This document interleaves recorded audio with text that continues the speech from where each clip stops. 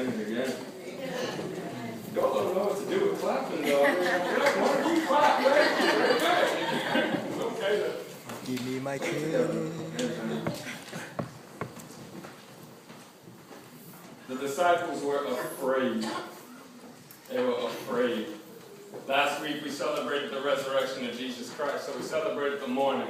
We spoke of the darkness that the morning had that was turned into light, and the darkness that the people had when they went to the tombs that were turned into hope. And we were reflecting on how the empty tomb last week was empty, and Jesus was risen, and he appeared before Mary Magdalene. We mentioned that last week, and we mentioned how Jesus rose. And for the next few weeks, we will focus on just the resurrection and what it is to have a risen Christ amongst us. But that evening is what we're reading in our passage. That same evening of Easter morning, evening time has come.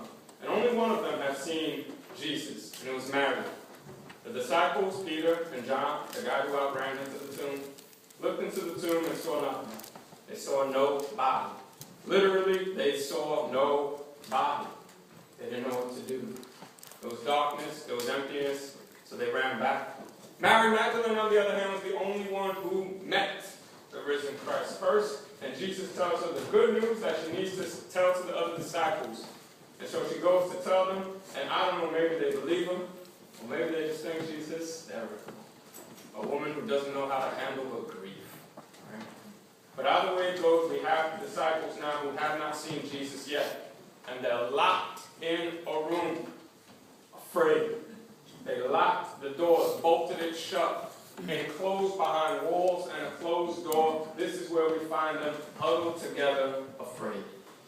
They were afraid, it says, the Judeans, the religious leaders, and they were probably afraid of the Roman police. They were afraid of someone catching them and finding them and saying, you belong to that guy, so you need to suffer too. Crucifixion was one of those punishments where essentially said when you see a guy on a crucifix, what that essentially says is do not mess with Rome. So upon seeing their master and their teacher like that, they probably were afraid. So they locked themselves in the room. But I think something else seeped into the room that they were in. Something else seeped through the walls. They could hide from people, but they can't hide from fear. And they also couldn't hide from guilt. Guilt. It was able to just seep through the walls and find them. Imagine. You found out, based on this one woman's report, he's alive. And the guy that you were supposed to be there for, you were supposed to stand by, fight for, the one who you said, I won't leave you. I'll be there with you. You left him. You deserted him. Imagine he's back.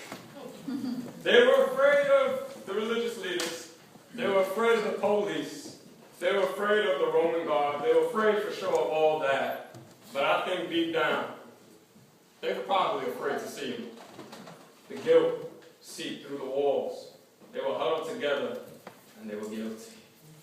They left him. They left him. They left him. And he's back. I can imagine, I don't know anyone who this has happened to, thank God, but you go to a funeral, there's supposedly your funeral, and at your funeral while you're still alive, you hear everybody say just terrible things about you, and then you show up at your own funeral and only for them to say, oh my God, he's alive, hearing terrible things about you. There's a novel, Huck Finn. I think that's what happens in Huck Finn. Huck Finn is a young bad boy in American literature, and one of them they think he's dead, but really he's hiding on the ceiling, and he's hearing his own funeral, and people are not saying very nice things about Huck Finn. And as a boy, he realizes, man, I'm messing up. If no one has anything nice to say about me on this day, I'm messing up. But the guilt you might have felt on realizing, oh man, this guy's still alive, it was even worse for the disciples. It was worse. They left him. The guilt seeped through the wall. And that's what happens with us. The fear, the guilt, it hurt, we can't outrun it. It'll catch us. We get tired. And when we slow down and get tired, it'll catch us. Guilt will never run after you. It can walk slowly. But you will get tired. We will Fear, sometimes you just can't outsmart fear. It's there. You just gotta face it. But if you don't, you try to outrun it, it'll get you. Hurt, I'll acknowledge it. If you don't, you can try to perfume it, put more cologne on it, be like a teenager when he first finds out about cologne, just overdoing it. Doesn't matter. Still, fear. They were huddled together, they locked the door, they put themselves in the room, and that guilt must have just seeped through. And then, something else seeps through. Someone else. Jesus just appears. Even though it was a locked door, even though it was enclosed walls, Jesus just appeared. He broke through the closed door and the locked door and the walls. He appeared. He seeped through. And they see him. And the first thing he says to them, imagine you being Jesus. You know, the people who were supposed to be with you, they left you, you died, you came back to life, and you're now going to see the very ones who left you when they were supposed to be there for you. Imagine what you might say. You might not have anything nice to say to these same people. First thing he says to them is peace. Peace. Peace. He had every right to be upset with them. He had every right to let them have it. He had every right to, make them feel terrible. But instead, he seeps through the walls and he knows that there's fear there and that there's guilt there. And he says the word to take away the fear and the guilt. He says, peace be with you. He shows them the scars. And he basically says to them, and by showing them the scars, look, you weren't there for me, but it's okay. I could take it, I could survive it, I could overcome it, and I could resurrect from it. You don't need to feel guilty anymore. I'm here, I love you, and I want to give you peace.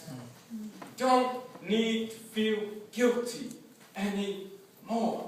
They may have been in their guilt, they may have been the potential to turn on one another. Because when you have guilt, it makes you act a little funny. It just does. I don't know if you know what I'm talking about, but when you're guilty, somebody can say the wrong word and it's completely innocent. It's completely accidental, and you're immediately like, what do you mean by that? Oh, where did you eat last night? Why are you asking me that? I ate at Applebee's. Why are you asking me where I ate last night? What's wrong? What are you trying to say? And you act funny. You're prickly. You see what I mean? You give people motives they don't have. You give people intentions they never would dream of thinking. You act funny when you got guilt.